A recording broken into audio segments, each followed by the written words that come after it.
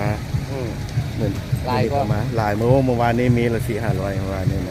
นี่รถบัสมีแต่8เมื่อวานนี้12-13คนได้เมื่อวานนี้นะคันหนึ่งมัน42คนเลยเด้42มองนั่งเลยเด้อันนี้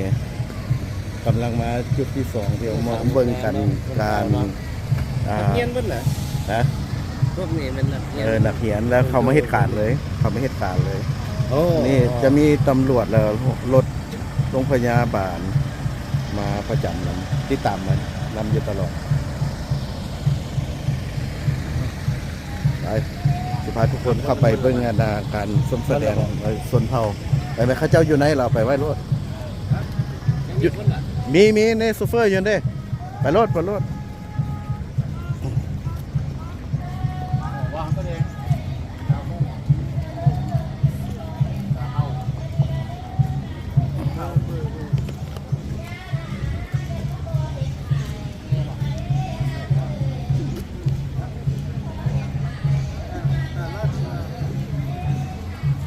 จุดนี้เป็นจุดที่ว่าบรรดาชนเผ่าที่เขาเจ้าแสดงแต่ละชนเผ่าแต่ละจุดที่ได้ไปแต่ละจุดปัจสุดท้ายมาก็ได้ไปกินข้าวอยู่บนเก่านั่นแหละ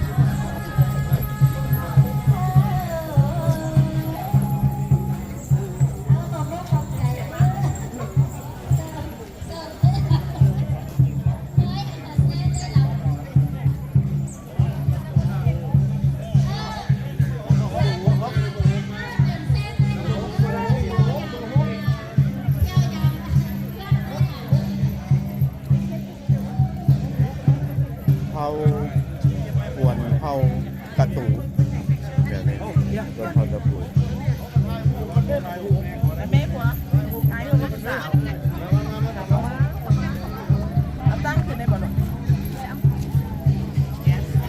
เอาเดี๋ยวจะถ่ายรูปได้ฮอนจะเข้ามายิ้มหลายงามหลาย1 2 3ขอถ่ายน้ำแดง1 2 3อีกวะเงินหลังนี้ที่ว่ามีคนอยู่ถึง1,700กำลังฟ้อนนั่นแม่นเงินชนเผ่าภูไทยมันมีหลายชนเผ่าได้อยู่ในการแสดงของพระเจ้า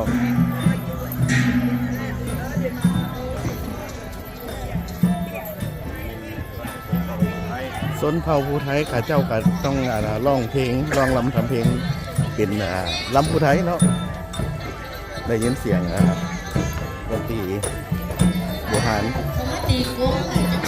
หมูเธอเล่พวกนี้ค่ะตีกุ้งนี่ก็ตีเขายกเซ็ตทับไหนเนาะ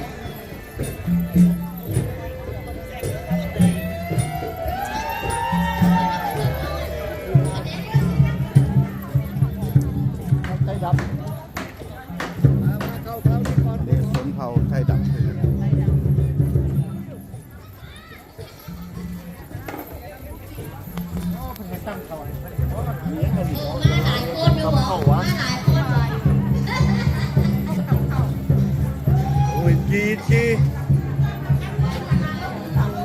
อันนี้มันกบกับเข้าสมัยโบราณเพิ่นเนาะลองมึงเด้อ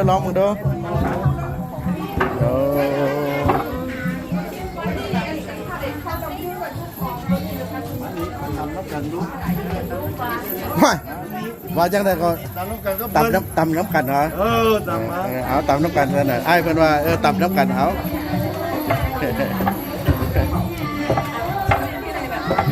เป็นจะได้ม่วนบ่ได้ตำน้ำกันมาตำน้ำเล้าตำน้ำน้องมาเลยรูปจ้ะเดี๋ยวจะเข้ามาเอาฮันน้องยูฮันเธอก็เป็นในวิดีโอโอเควิดีโอเอาพาไปน้ำโอเคอันนี้เป็นน้องชนเผ่าโมงเพิ่นเป็นผู้ตำเข้าตำเข้าเด้อนี่แม่นสมาชิกรถนัมเบอร์6เอาเข้าไปเลี้ยงกัน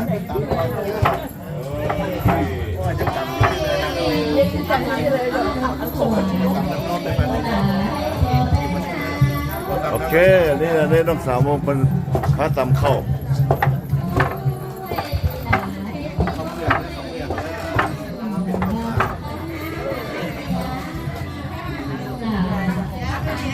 เ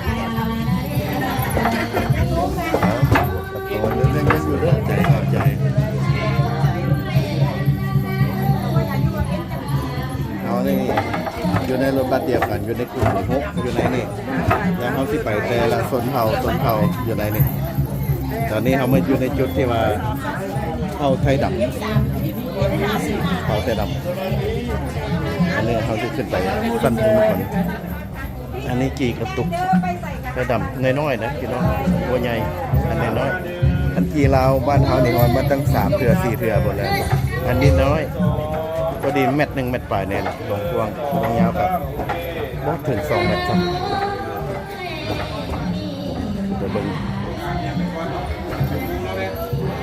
ก็บ่ได้แตกต่างกันหลายครับที่ว่าเงินสนเผ่าลาวเขาตะกี้เนี่ยจะเป็นแบบเดียวกันนี่แหละในขั้นใด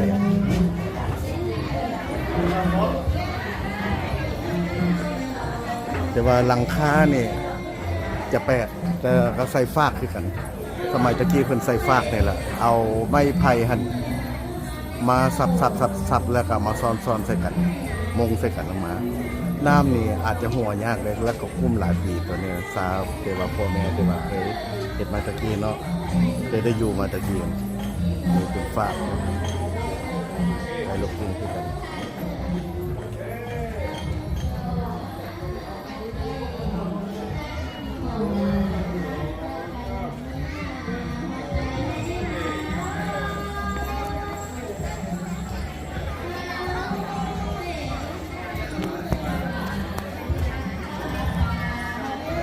ไปสัมภาษณ์ม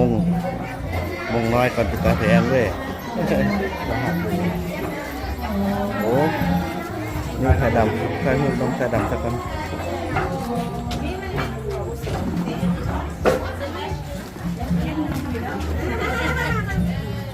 นี่ส่วนเผาไทยดำเด้อนี่เด้อโอ้ไทยดำกับไทยขาวอยู่ร่วมกันเนาะงามมีตะโพงงามเด้อมีตะโพงงามได้นี่เด้อเย้ต้องกันไม่เดียวติดแช่ได้กันไหนครับพี่น้องได้ทำบ้างวันนี้เขาชี้ย่างไปหาสนเผ่าม่งวันนี้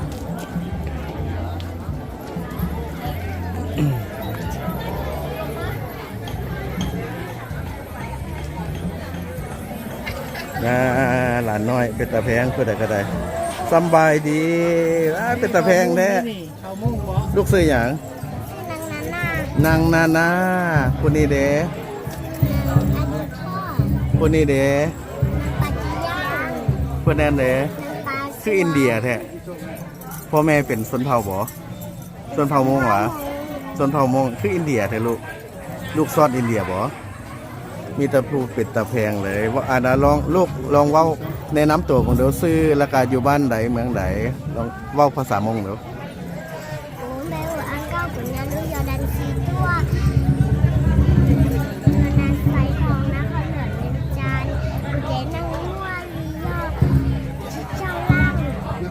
เป็นตะแพงเลย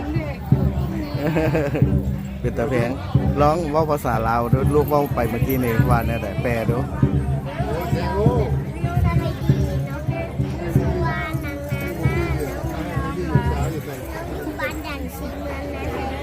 โอ้บ้านไหนขอบใจภาษาเนี่ยโอ้ หัวเจ้าลูกอายุจักปีแล้วก็หัวเจ้า7 ปีโอ้มีไอ้น้องน้ำกัดจะคนกูมีน้องแล้วกูมีเอ้ยลูกคนเดียวเนาะน้องแต่บ่มีเอ้ยบ่หลงไม่ว่าหลงโอ้คนว่าหลงก็เป็นโอ้ยเป็นตะแพงเบิ่งยามไปพี่ดูพออันนั้นพอบ่ายด้วยอันนี้โอ้ยงามเนาะงามเป็นตะแพงขอบใจเด้อลูกเด้อขอบใจเด้อ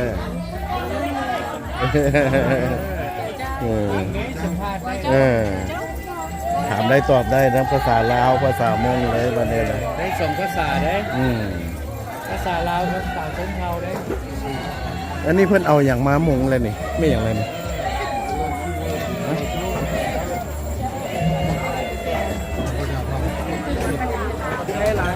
บอกเก็บแก้วเพิ่นเอาอย่างมามงอันนี้มันใบอย่างใบล้านใบตาลวะ ห้วยใบจาดใบ ใบจาด กวาง อ๋อส้นเผามงเนี่ยเขาจะเอาใบหูกวางซะว่านี่มามุงเป็นหลังคาเนาะ แต่ว่าโลปิเนียมเนี่ยอันนี้ของปลอมเนี่ย โอ้แม่นวะ อันหนึ่ง เนี่ย อันนี้เป็นซับผ้า อันนี้ฟากอันนี้บ้านเฮาเอิ้นฟากเลยตะกี้น่ะ ซับผ้า คุณนั่นละฟากนะ โลปิเนียมเนี่ยเติมมันน่ะมันใบจาดใบตาลยังไปแต่ว่าไม่รอบโอ้เพิ่นเฮ็ดดีเพิ่นเอาโลปิเนียมเฮ็ดจับแล้ววะเฮ้ยโลปิเนียม ลองหักหน่อยๆมึงดู ใบจาด ใบแท้ใบแท้ ใบแท้เลย ใบแท้ เรื่องที่ได้เข้าได้ เหมือนของปลอมเลย มันคุมโดน ของแท้ของแท้อันนี้สมัยที่ว่าแต่ปูตะปูพ่อแม่เนาะ เนี่ยไทยดำแซ่ใต้ได้หันแซ่ใต้อันนี้ แส่ใต้ ไทยดำเขาห้องแซ่ใต้แซ่ใต้